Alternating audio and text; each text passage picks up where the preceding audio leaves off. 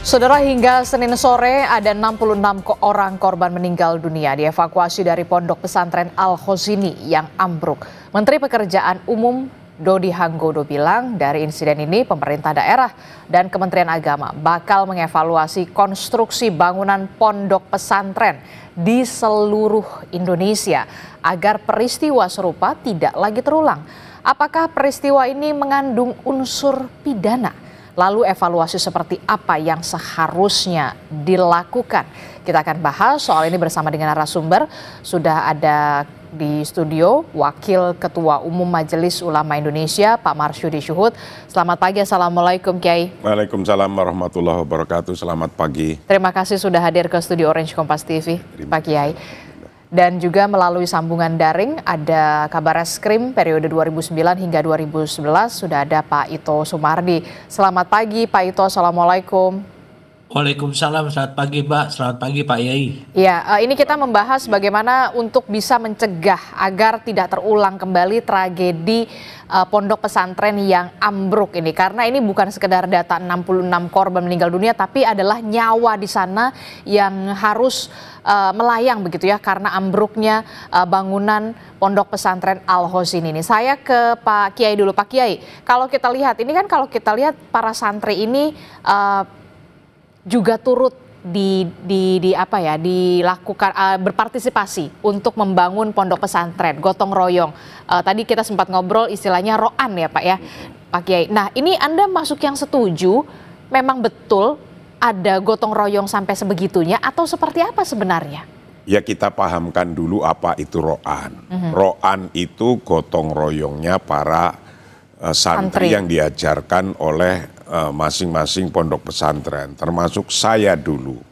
Saya di pesantren salaf, pesantren zaman dulu ngikuti kelas kitab saja, bukan kelas sekolah seperti sekarang waktu itu. Itu ketika membangun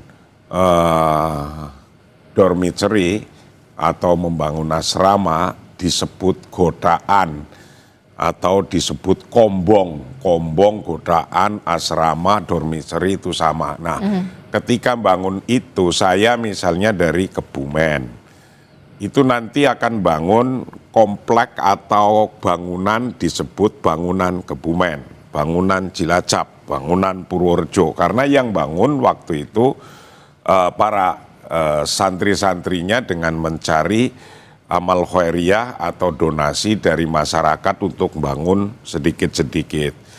Roan atau gotong royong itu saya dulu dari membuat batanya. Bata dibuat, dibakar, kemudian disusun menjadi bangunan. Nah, ketika membuat bangunan itu bukannya totalitas santri tadi itu terus bikin bangunan yang begitu langsung semuanya santri, tidak. Tetap zaman saya pun ada yang orang ahli bangunan yang bisa membangun, tukang yang bisa membangun ya. Kalau sekarang ya disebutnya ada insinyur apa teknik sipil apa orang ahli konstruksi gitu.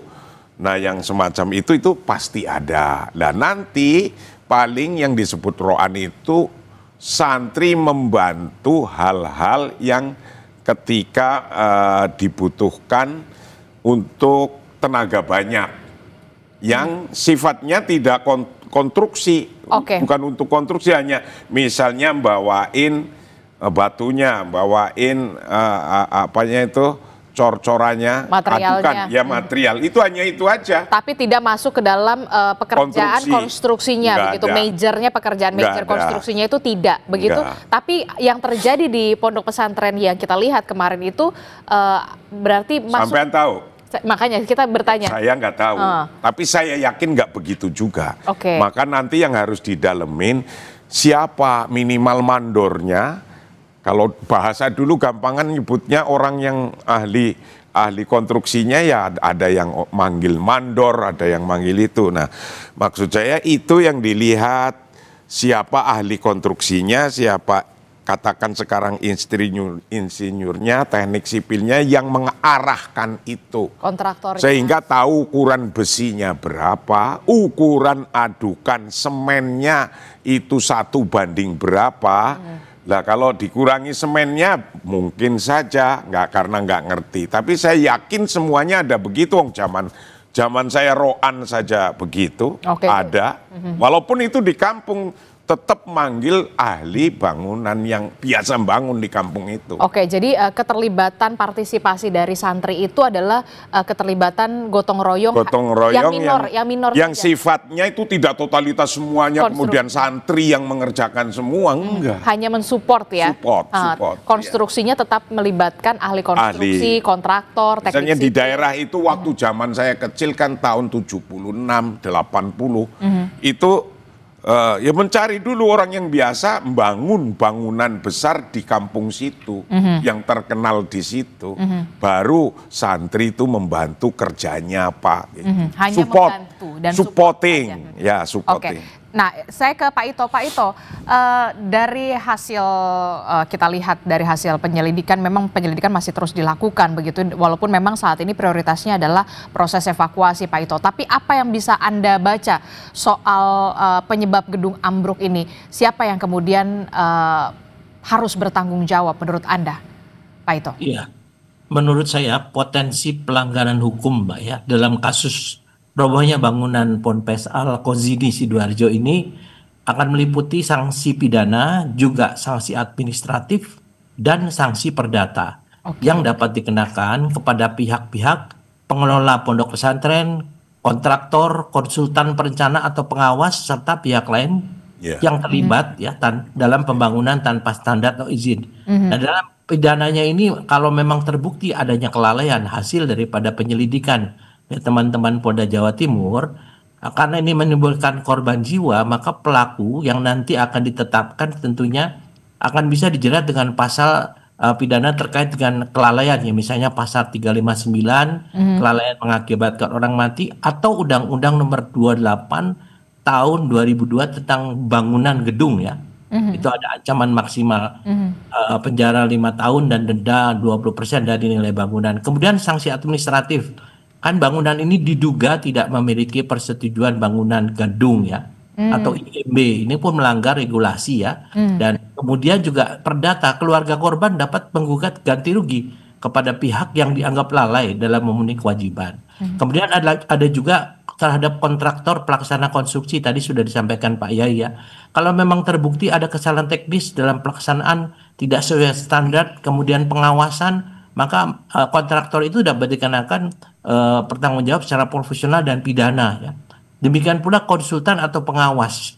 Tapi ini semuanya kepolisian saat ini kan telah menyatakan bahwa proses hukum akan berjalan setelah evakuasi korban selesai, dan penempatan tersangka tentunya akan dilakukan bila unsur pidana serta kelalaiannya terbukti. Jadi bukti-bukti ini sekarang sedang dikumpulkan. Namun demikian tentunya kita tentu masih berduka semua, kita harus cooling down dulu, setelah itu barulah mungkin bersama-sama agar tidak ada kesan bahwa masalah pidana ini juga akan melukai, tambah melukai daripada anggota pesantren dari Al-Khozini ini ya. Saya kira kita perlu menunggu hasil penyelidikan oleh pihak daripada kepolisian maupun pihak terkait, termasuk yang memang ahli di bidang konstruksi. Demikian. Apa yang bisa dilakukan oleh Polda Jawa Timur khususnya untuk melakukan penyelidikan terkait dengan ambruknya bangunan pondok pesantren ini, juga melibatkan ahli di sana atau seperti apa? Karena memang tadi ada bisa jeratan pasal dugaan kelalaian di sana. Ya, yang jelas di Polda itu kita punya ahli-ahli konstruksi juga, Mbak ya. Kan ini kan kita melakukan uji laboratorium ya di lapangan ya, olah TKP kita katakan. Nanti di sana kita punya ahli, kalau seperti kebakaran kita punya ahli yang memiliki kemampuan atau keterampilan di bidang kebakaran. Nah ini juga bangunan kita punya ahli-ahli di bangunan, karena kita juga punya namanya di kepolisian namanya konbang ya, konstruksi dan bangunan. Nah ahli-ahli ini akan menentukan apakah memang ada kelalaian yang disengaja atau tidak disengaja, atau memang tadi dikatakan Pak Yai ada satu kebijakan dari Ponpes ya untuk bisa melibatkan para santrinya. Nah, ini tentunya kan boleh dikatakan sesuatu yang bisa masuk ke dalam unsur kelalaian ya, kelalaian apalagi tanpa pengawasan. Ya, ini tentunya harus melalui satu penyelidikan yang cermat dan objektif ya, jangan sampai ada kesan bahwa kepolisian mengada-ada atau mencari-cari kesalahan. Saya kira ini satu hal yang kita harus menunggu setelah hasil evakuasi semuanya selesai, kemudian juga situasi sudah kondusif dan kepolisian akan bisa melakukan tugasnya untuk menegakkan hukum di sana sehingga semua pihak akan bisa mendapatkan keadilan dan kepastian hukum, termasuk keluarga korban. Demikian, Mbak.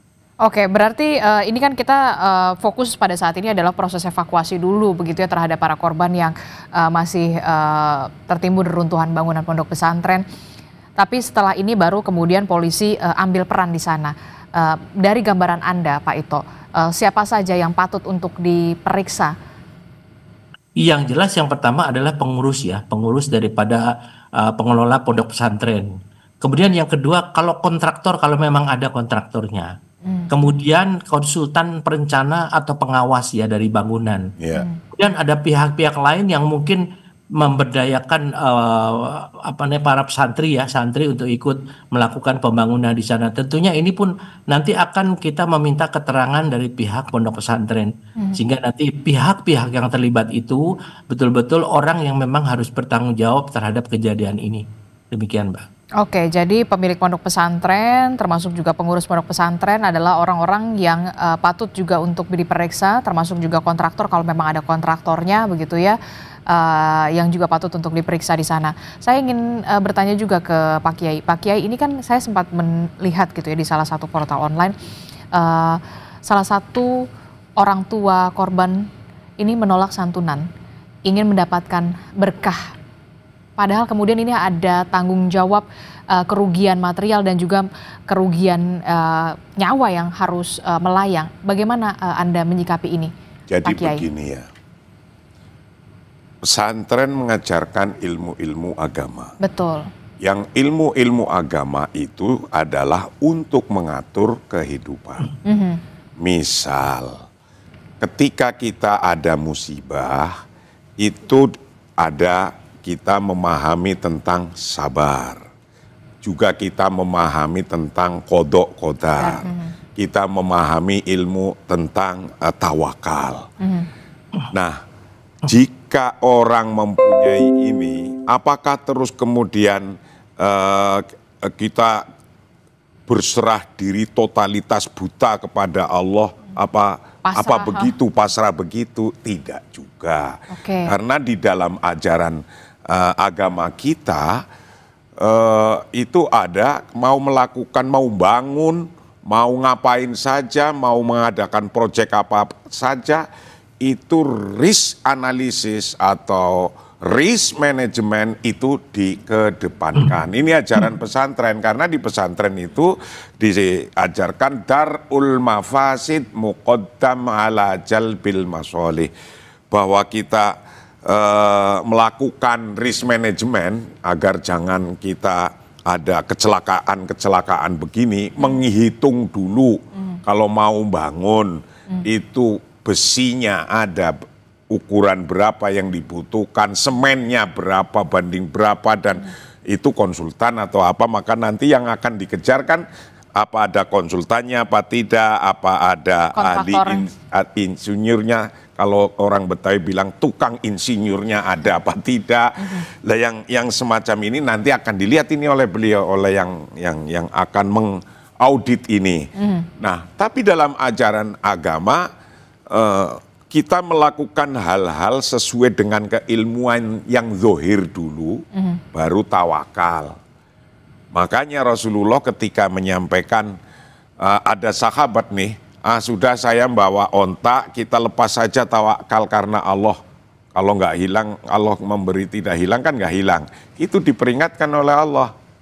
Aqilha wa tawakkal ala Allah. Ikat dulu ontanya, baru kita tawakal. Usaha dulu, analisis resiko-resikonya, baru kita tawakal. Nah, ketika ada wali santri kemudian dia memang memahami ilmu sabar, memahami ilmu tawakal, memahami qadha dan qadar, yaitu sikap untuk kehidupannya. Karena kalau tidak memahami ini, nanti ketika ada musibah apapun nih, musibah itu tidak hanya ambruknya bangunan di pesantren ya, apapun. Bisa ambruknya bangunan di luar pesantren, kan banyak juga, ada jembatan kemarin ambruk, ada gedung ambruk.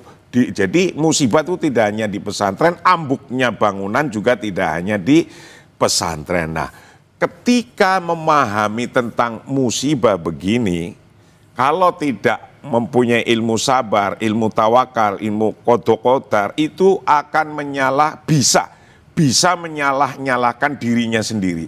Contoh, kita naik motor, sudah tahu di sana ada lubang, kok lewat situ jatuh situ, kemudian kenapa lewang aku sudah ngerti di sana ada lubang, kok saya lewat situ sehingga saya jatuh, nyalah-nyalahin dirinya. Atau bahkan nyalah-nyalahkan orang lain terus. Nah, agar ini semua bisa terkontrol dalam kehidupan secara psikologi, memang ada kita batasnya untuk usaha sekuat-kuatnya, tapi kemudian kita berserah diri. Kalau terhadap ada musibah, maka selain kita memperingatkan diri kita biar besok jangan sampai terjadi begitu, ya juga harus segera dikembalikan kepada Allah. Kalau tidak nyalah-nyalain diri sendiri dan nyalah-nyalain orang lain terus-menerus. Nah, positifnya bagi kita ini tetap waspada, tapi menyerahkan diri juga kepada Allah biar secara psikologi memang ketika Allah menciptakan makhluknya sudah dengan guidance book-nya. Seperti orang menciptakan produk handphone saja ada guidance book-nya kan. Lah guidance book kita adalah ajaran agama itu sendiri. Maka ketika itu ada orang melakukan ya lillahi ta'ala sudah ini, ya itu nyampe dia pada ilmu ini. Lah kalau kita bahas tentang sabar saja ini tentang sabar ini. As-sabru ala ta'ah, sabar atas ketaatan hukum. As-sabru ala musibah, sabar ketika ada musibah, ada bala. Nah itu yang sabar dalam ketaatan hukum itu juga menarik untuk disimak juga. Tapi saya ke Pak Ito. Pak Ito, berarti ini tidak hanya soal dugaan unsur kelalaian, tapi juga ada kerugian material. Betul Pak Ito? Ya betul. Makanya kan sekarang karena ini adalah ada satu akibat, maka yang akan didalami oleh pihak kepolisian adalah dari penyebabnya. Dari penyebabnya ini nanti akan bisa masuk, apakah dimasuk dalam ranah sanksi pidana, ataukah sanksi administratif, ataukah sanksi perdata. Nah ini tentunya semuanya harus didasarkan kepada satu pendalaman pengkajian yang mendalam tentang penyebab daripada kejadian tersebut. Tadi betul yang disampaikan Pak Kiai, kita juga melihat daripada unsur agama tentunya kan kalau kami melihat daripada unsur hukum positif ya tentunya yang akan kita lakukan nanti, kita akan melakukan hal-hal pendalaman apakah di mana siapa yang terlibat untuk masalah unsur pidananya, siapa yang terlibat masalah untuk sanksi administratif ataupun perdata nanti. Saya kira itu yang mungkin akan menjadi pendalaman dari pihak kepolisian dan kita tentu akan selalu berkoordinasi dengan pihak pondok pesantren karena bagaimanapun juga pihak kepolisian kan harus memberikan pelayanan kepada masyarakat ya dalam penegakan hukum pun tentunya harus kita melihat daripada secara situasional, tidak melihat daripada satu kejadian yang merupakan kejahatan murni ya. Karena kalau saya lihat di sini adalah merupakan satu kelalaian. Tapi kemudian tanpa berniat untuk mendahului penyelidikan dan juga penyidikan begitu dalam kasus ini yang Anda lihat dari kacamata Anda, Pak Ito, harus ada yang bertanggung jawab dan harus ada tersangkanya. Ya pasti ya karena kan ini bisa kalau kita melihat daripada hukum positifnya ini kan pasal 359 sudah terpenuhi ya. Kemudian juga undang-undang tentang bangunan gedung nomor 28 tahun 2002 itu juga sama. Kemudian juga secara administratif kan bangunan ini kan tentunya membangun harus ada persetujuan IMB atau sekarang namanya PGB ya. Yaitu diatur dalam Undang-Undang 28 2002 ya. Sanksinya juga bisa harus menghentikan aktivitas, denda administratif yang lainnya. Selain itu kan perdata tadi dikatakan PAI memang ada korban keluarga korban yang menganggap ini sebagai musibah ya. Tapi mungkin ada juga tidak menutup kemungkinan dari keluarga korban yang akan menuntut secara perdata. Nah, ini tentunya harus diakomodasi oleh Tapi begini, ada atau tidaknya aduan, polisi tetap bisa menyelidiki ini ya? Oh iya, Kasus pasti hukumnya ya, tetap harus berlanjut ya, Pak Ito? Iya, betul, harus, Pak. Oke, ada atau tidak ada laporan dari keluarga wali santri yang menjadi korban.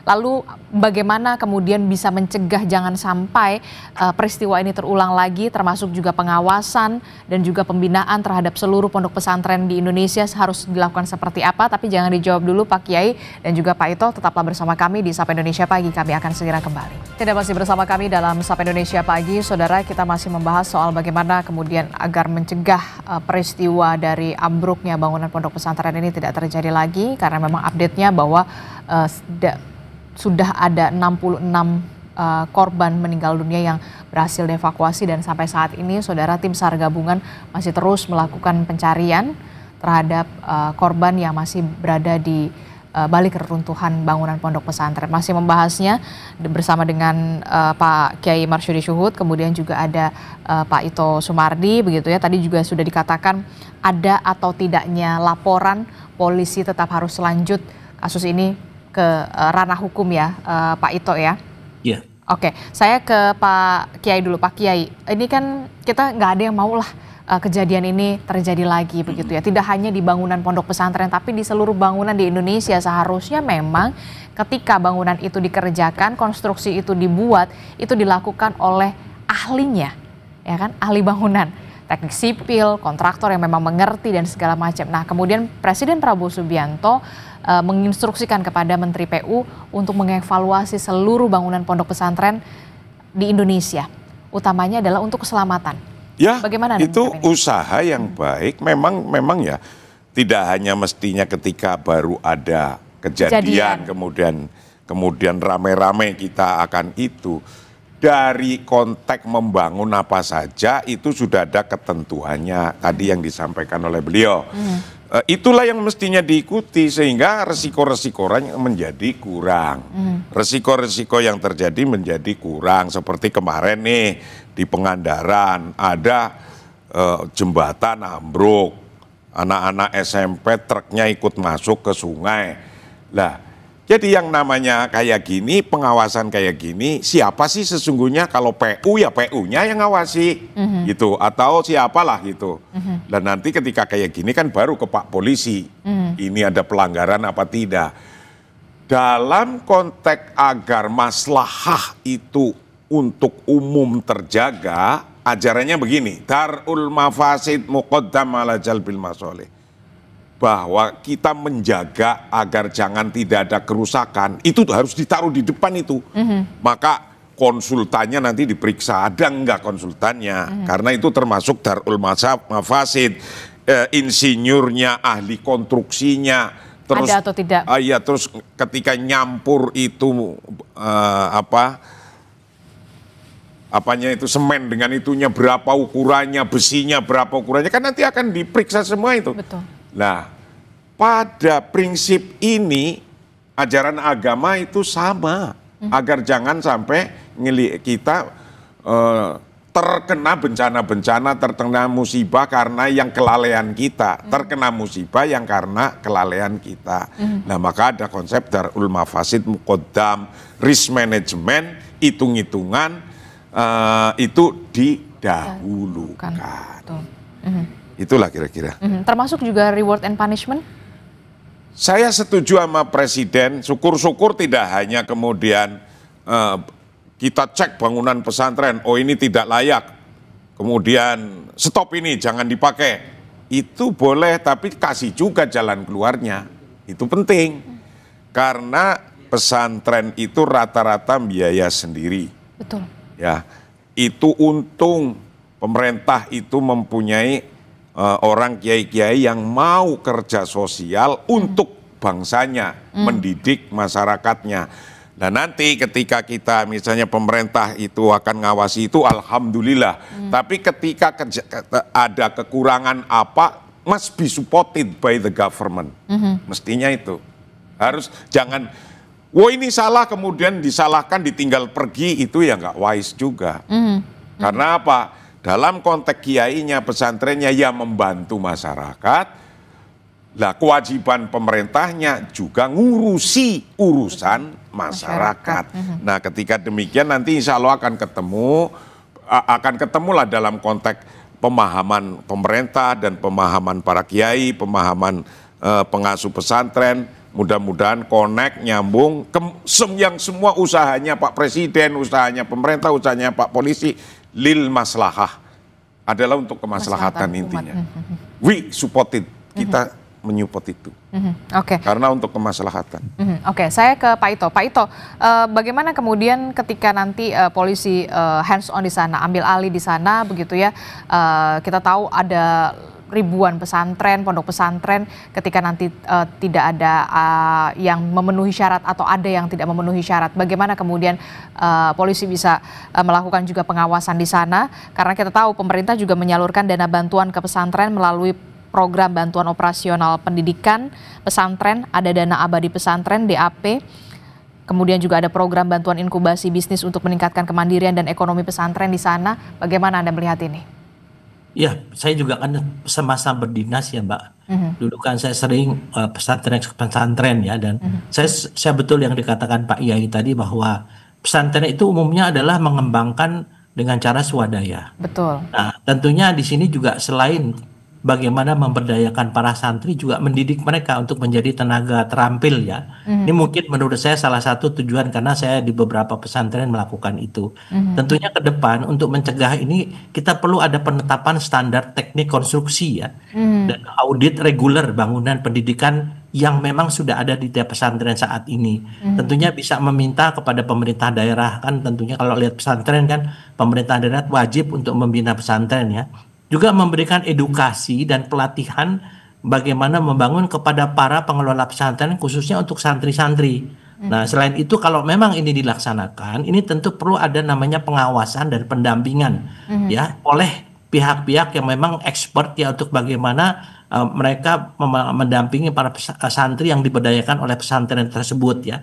Sehingga untuk pendirian bangunan itu betul-betul memenuhi syarat. Kemudian juga menerapkan kebijakan pembangunan ya, ini tanggung jawab dari pemerintah ya, agar setiap pesantren menggunakan jasa tenaga ahli ya, struktur bangunan demi menjamin keselamatan untuk jangka panjang.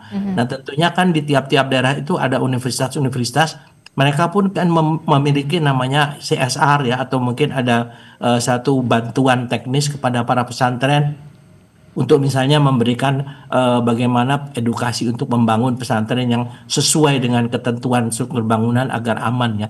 Saya kira ini menjadi satu pembelajaran yang sangat mahal ya, karena memang ada korban jiwa, tapi ini tentunya bisa kita ambil manfaatnya untuk lesson learn ya, bahwa ke depan mulai saat ini jangan sampai ada lagi di tiap pesantren ini yang mengalami musibah yang sama. Jadi ini betul-betul perintah Presiden betul-betul harus segera dilaksanakan oleh pemerintah daerah, tentunya dengan melibatkan pihak-pihak lembaga pendidikan, universitas-universitas yang memiliki bidang di bidang konstruksi bangunan untuk bisa membantu pesantren. Saya kira ini usaha yang mulia kalau mereka melakukan ini untuk bisa mencegah terjadinya kejadian serupa. Demikian Pak. Terakhir saya tanya ke Pak Ito. Pak Ito, bagaimana kemudian polisi bisa memastikan proses hukum ini bisa berjalan on the track setelah selesai proses evakuasi ini dilakukan? Ya, tentunya polisi kan harus objektif ya, harus objektif. Dan tadi saya katakan memang kalaupun tidak ada laporan, di dalam penyidikan itu ada 3 model. Model A itu meskipun tidak ada laporan, apabila seorang anggota polisi melihat ada satu pelanggaran hukum, maka dia wajib untuk memproses. Yang kedua, kalau ada orang yang merasa dirugikan bisa melapor ke polisi. Yang ketiga, kalau dalam proses misalnya penanganan satu perkara, penyidik menemukan ada satu tindak pidana lain, maka penyidik itu bisa membuat laporan model C. Nah, tentunya untuk masalah ini polisi juga harus hati-hati, karena bagaimanapun juga ini adalah satu kecelakaan, Mbak ya. Satu musibah, dan lebih banyak kepada unsur kelalaian, bukan kesengajaan. Beda kalau misalnya ada pemboman dan lain sebagainya. Nah, saya kira di sini pun juga polisi harus bekerja sama dengan pihak PUPR dan ahli-ahli konstruksi juga untuk bisa mendapatkan satu kesimpulan yang sama. Jadi bukan hanya kesimpulan dari kepolisian saja, tapi mendapat masukan juga dari ahli konstruksi yang lainnya. Dan saya yakin daripada pihak kepolisian akan memperhatikan ini, apalagi ini menyangkut masalah pesantren, anak-anak santri-santri kita, yang tentunya kita juga harus melakukan penegakan hukum tidak dengan semena-mena ya, jadi juga harus memperhatikan aspek-aspek lain, demikian Mbak. Termasuk juga bukti-bukti yang memang harus dikumpulkan untuk kemudian Pasti ya, dugaan unsur kelalaian di sana. Ya, karena kan dari bukti itu akan bisa menentukan unsur pidana. Apakah ini bisa dinaikkan menjadi satu pidana, perkara pidana atau tidak. Dan sekarang kan masih dalam proses penyelidikan, Pak. Dan Anda melihat ini sudah cukup buktinya? Kalau menurut saya sudah cukup ya, sudah cukup. Nah, lebih banyak kepada kelalaian dan yang tadi undang-undang bangunan ya. Tentunya nanti kita melihat bagaimana untuk bukti-bukti sekuat apa bukti ini bisa dan kepada pihak siapa saja yang akan diminta pertanggungjawab hukum. Demikian, Mbak. Oke, Pak Marsudi Suhud, Pak Kiai. Terakhir Pak Kiai, 3 poin yang memang harus di-highlight untuk bisa menyampaikan kepada masyarakat, khususnya para wali santri, termasuk juga tokoh-tokoh agama pondok pesantren, jangan sampai kemudian peristiwa ini kita tidak ada satupun yang menginginkan sebuah musibah seperti ini terjadi lagi. Menghadapi musibah bisa terjadi di mana saja, tidak hanya di pesantren, di luar pesantren, bisa gedung, bisa jembatan, bisa bangunan, bisa apapun musibah.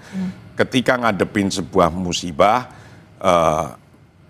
itu kita memang ajaran agama menjadi penting. Kita ya hendaknya bersabar agar jangan kita juga sampai menyalahkan dirinya sendiri terus, bahkan menyalahkan orang lain terus. Itu konteks bersabar ngadepin musibah.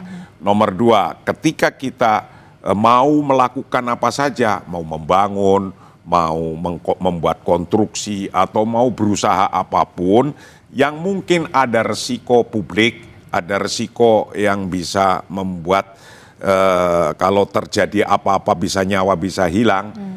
Risk management, hitung-hitungan apa saja yang dibutuhkan itu harus taruh di depan. Karena agama ngajarkan begitu juga, namanya darul mafasid muqaddam ala jalbil masolih. Resiko-resiko harus dipikirkan di depan, hitungan batunya, hitungan semennya, hitungan besinya, itu harus itu juga ajaran agama. Terakhir, ketika kita sudah berusaha full ya, ingin menghindari resiko-resiko, udah full ini, usahanya udah total, maksimal, full power untuk menghindarkan itu, baru kita sandarkan kepada Allah yang agar semuanya itu ada batasnya. Orang berpikir kan, orang merenung saja ada batasnya, orang kemudian down pikirannya, menyalahkan diri semua juga ada batasnya. Sehingga ketika kita mengalami musibah apapun, itu cepat kembali kepada Allah, cepat kembali kepada kenormalan biasa. Nah, itulah efek positif daripada ajaran agama tentang tawakal, tentang sabar, tentang qada. Ini yang harus dipegang. Baik para wali santri, keluarga yang punya keluarga yang kena korban ini, ya yang dipegang ini tadi. Dan terakhir, tetap berdoa kepada Allah agar semuanya dilapangkan dan semua mendapatkan jalan terbaik, walaupun musibah sebesar apapun, tapi mendapatkan jalan terbaik.